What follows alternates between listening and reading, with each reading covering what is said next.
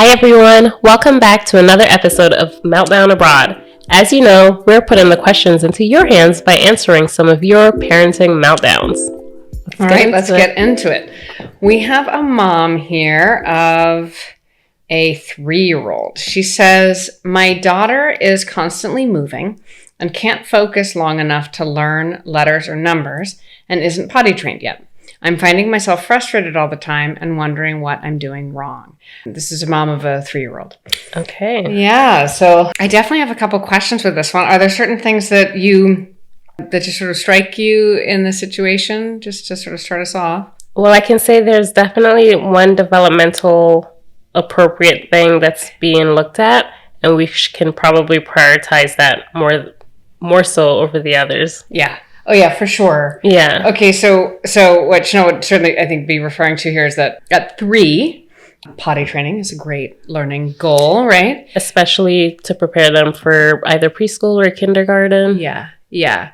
But also that many kids at 3 years old would not be focused to learn letters or numbers. And I think that sometimes maybe we worry about kindergarten, or maybe we're worried about preschool or being ahead or some of those things. But it's really it'd be a bit atypical actually for a 3-year-old to be very focused on letters or numbers, particularly if you're quite early 3. So I would say that actually not being able to focus on that would be pretty typical. Absolutely, at this age. So 3-year-olds at 3 years old, movement is your primary form of learning and exploring. So I wouldn't want to stop the movement. Children aren't necessarily wired to be sitting down and focusing on anything at this age because they're exploring, they're building their gross motor skills, their fine motor skills, and their sensory skills at this age by navigating and exploring the environment. So that's what we want to see happening, which would bring me to the question of how long does she focus on activities that she enjoys? Yeah. So if she's enjoying something, can she sit for a period of time and engage in it? Yeah, and at 3, that's actually not super long. But could she play with blocks for a few minutes? Mm-hmm. Or can she, even take a crayon and kind of make what she would call art for a few minutes, even if it's kind of, it would not look like art. It would look like scribbles. Can we pay attention for that kind of activity? If we're reading a short story, can she listen from beginning to end? Yeah. Can she listen from the beginning to the end of a story? Exactly. Yeah. Those are things that can she do pretend play for a little bit? Play with some of her favorite toys. Can you wash a baby doll for 5 minutes? Can we, play with cars or trains for a little while? Can we? Yeah, that would be more what I'd be looking at. I mean, and at 3, maybe she's in a little bit of a preschool, and maybe they're doing some letters or numbers, but they wouldn't be doing it in a worksheet form. So for instance, maybe they do some stories that have a lot of things with the letter A in them, and maybe the kids would need to walk along a letter A or something like that, but they wouldn't be expected to write a letter A. They wouldn't be needing to do any of those things yet. So it takes a little bit more time. At 3, they should be able to recognize letters and numbers and kind of begin their awareness of learning how to say them and knowing what they are, hearing it in music and hearing some of the sounds, but writing it per se, we're not quite there yet. As an occupational therapist, I would probably be expecting them to do what we call pre-writing strokes. Mm-hmm. So those are just learning how to do lines and shapes. And even that is their stages developmentally before we get to letters. Yeah. And a lot of the time before we're writing anything with a pencil, you can be making shapes with shaving cream. You can be working on multi-sensory, lines. A more multi-sensory approach where, maybe they have a Play-Doh mat and they're making their Play-Doh and fitting it into the design of a letter or a shape. At 3, she shouldn't be at letters yet. She should actually be at lines and shapes. Yeah. But I would just, I guess, want to know what the urgency is in trying to get her to learn those skills, because they will learn it in school. And like Tara said, it's not in a way of like sitting down and doing this letter. And if it is, it's probably 3 to 5 minutes and then they move on to another activity. But the expectation that they're sitting down and just forming letters or tracing letters for an extended period, even to get through the letter from the letter A to Z, it's not realistic that they would be able to do that in one sitting. Okay, yeah, exactly. And so sometimes, one thing that I would certainly suggest is if you have a certain set of activities that you've been doing and you feel like she's really resistant to them, and kids at this age, they'll just walk off, they'll just walk off and do something else. Yeah. So if that's happening every time, then I would say that we can adjust some of those activities a bit. It's possible that they're just a little bit more advanced than what would be appropriate for 3. Or maybe, she really loves moving. And so maybe they're not movement based enough, maybe whatever. It's not that she can't, maybe try to find a letter A that's, hidden in, with 2 other things, and she has to pick which one is A. Maybe you have fridge magnets and there's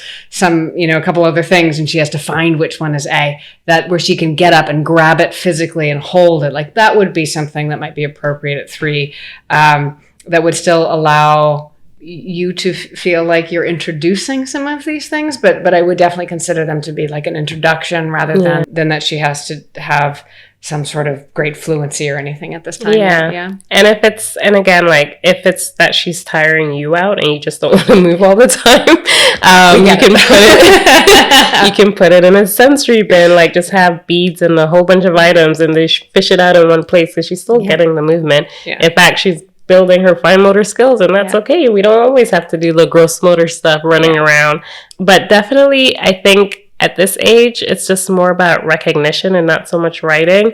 I would be more focused on just like building her pencil grasp skills. So using having tongue activities, playing with little toys, manipulatives, playing with her dolls, playing with her toys. Like really, they're building their muscles right now and getting ready for writing activities, but we're jumping a lot of steps ahead right now. Yeah, even with what you're talking about with the Play-Doh, like things that strengthen the hands, those are all things that help to then develop into writing skills later. Using Play-Doh, taking big beads and putting string through the holes. We're working on some of those fine motor skills.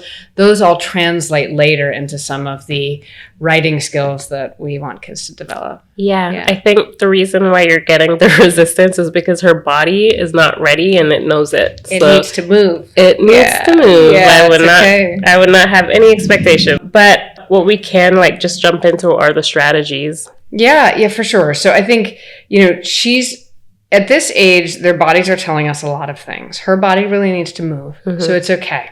So one thing that we can do just ourselves is remind ourselves that if her body is showing me something, it's because she has a need, and it's okay for me to go with that. At 3, there's no way she's behind, and also even potty training at 3, that's the time to be potty training, but also she's not massively behind there too. Kids really, I know there are some kids who potty train at 2, and that's also fine, but 3 is not behind. So it's completely okay that this is something that she begins to work on. Some kids also find that their body cues are not quite as sensitive or intense as other kids. And so sometimes it can take a little bit longer. It is all okay. So it's really more to remind ourselves she is where she is today, and she's growing in all of these different ways. And I can look at what she's doing physically with her body to tell me she's ready for this or she's not ready for this. And sometimes, I know with my kids, once they were ready, they were just ready, but trying to force them to be ready before they were ready, it always backfired anytime I tried it, and so it seems like here, maybe you work a little bit on the potty training, but on these other things that we're tapping into what we know about her, which is that she really wants to move. And so any activities that we would ever be doing with letters or numbers would be sort of in that vein, right? Yeah. That we'd be looking at the things that strengthen her hand and the things that she can do to sort of move and play with letters or numbers in terms of recognition, right? Yeah, and just to give you some strategies for the potty training, because I'm also a little bit concerned about how long she's expected to sit on the potty if we're saying she's always moving and focusing. In preschool, when they do potty training, they let the kids sit on the toilet for maybe 15 to 20 seconds. They sing a quick song, and then the kids get up, whether they were successful or not. Yeah. If they were successful, we have a little party. But honestly, you can put them on there. You can use a timer where they get to see the time countdown, and then we're like, did we do it? Nope. We'll try again next time. And you just do that several times throughout the day, like hourly, maybe. And then, or you guys can sing a song. So they sing even on YouTube, they have potty songs, and you guys sing it together. And at the end, you guys check, did we have a potty? Nope. All right, next time. Yeah. And it makes it more fun as well. Like, you do want to be really playful with them at this point. Yeah. And the songs help a lot because they don't have any sense of time at this age at all. Yeah. And so it could feel like they're sitting there forever when they sit there for 5 seconds. And so having a song helps them to guide through. They know when they're done with the song, then they can get up, and it gives them a cue that they can actually ground themselves in and understand. Yeah. But she doesn't need to have success every time she's on the potty. No. But when there is a success, we dance and we celebrate. Exactly. Or you take her to the bathroom every time you're going to the bathroom as well. You guys sing, or like listen to the sound of pee. Like, all of those things can be stimulating for her as well, like for her interoceptive senses. So hearing pee can stimulate pee a little bit. Yeah. Turning on the water, and then we check and we don't see anything. You had a success, she didn't. You guys high five each other because you did it and she didn't. Sometimes you both didn't do it. But just, make it fun, make it a challenge, make it memorable. Yeah. And it's really it's just all play based, all of these things, whether it's potty training or letters or numbers, it's quite playful, all of it at this age. And I would just say to this mom that you can take the pressure off yourself. Yeah. Nothing's wrong with your kiddo. She is a typical 3-year-old. Yeah, she's doing just fine. She's doing fine. Yeah. Green zone, green flags. For sure. Yeah. But, again, just, adding the play, making it movement-based, silly, adding songs, those are the things that she'll probably respond to quite a lot better. And if her focus is not for any length of time, it's okay. You can really look, like Chanel was saying, to those interest areas first and see how well can she focus on things she really wants to be doing, and how does that go. And as long as she has, she can play with something for a few minutes on her own, like she's doing okay. Yeah, exactly. So remember, guys, we are a community. So if you've had a child who's going through potty training right now and you have some strategies that work, please share them. And there's some great books out there on this too. There are some good books. There are good videos. And if you have any strategies for just like play activities that you do that's realistic and not something that we see flashy on the internet, something that's real life, actionable as a busy parent, please share those in the comment sections as well. And if you have any friends or families that could benefit from this episode, please feel free to share it. If you have questions that you'd like us to answer, you can send them to us at meltdownabroad@gmail.com, or if you're following us on socials, which you should be, you can DM us and we'll respond to your questions on the show. Okay. Yeah. Until next time. We'll see you soon. Bye.